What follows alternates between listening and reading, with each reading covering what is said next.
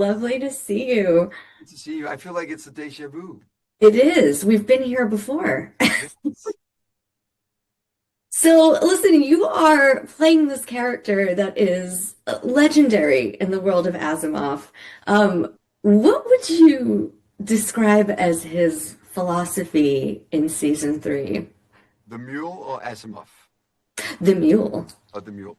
Um, First of all, I have to praise Asimov's books. I can't praise them enough. They're incredible. They're like, I don't know what it's called in English, but they're like the Bible of sci-fi.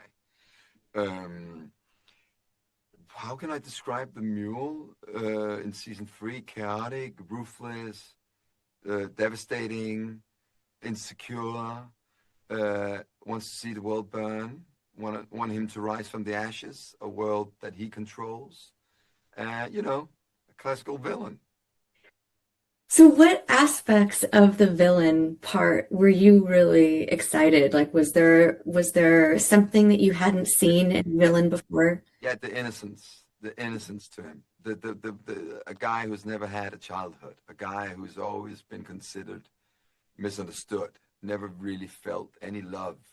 That's one of the few things I really, really enjoyed about the Mule, and the reason why I really want to do another villain because I've done a ton of villains before this.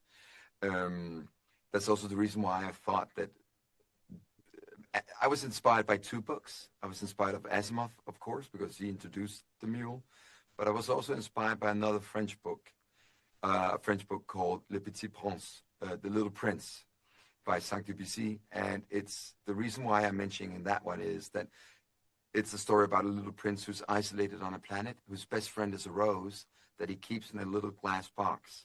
And he doesn't understand how the world works. So he goes to Earth to understand friendship and love and all the things that the mule doesn't understand either.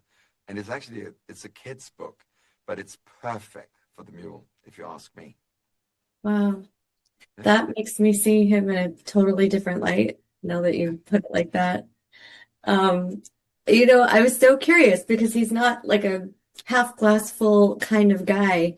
Oh Um, no, no, he's it's a gallon of beer full. Yeah.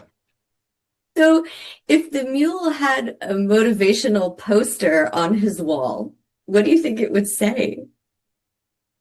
Uh, why always me? You know, why can't I? Which is also a legendary T-shirt by a football player called Balotelli, I think. If you Google it, it's phenomenal. It says, "Why always me?"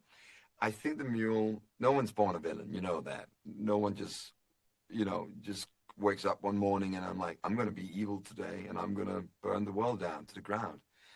So it's all the little bits and pieces throughout his entire life that made him and created him to who he is today.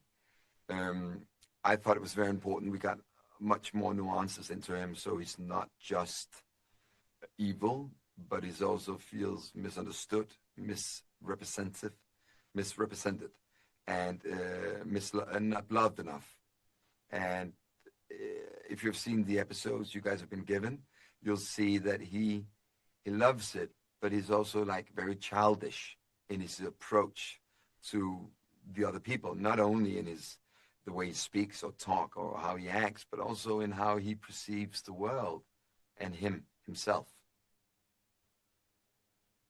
Pilou, it was wonderful getting to speak with you today and hang out. Thank you so much. Oh, it's wonderful talking to you as well. Thank you so Mhm. much.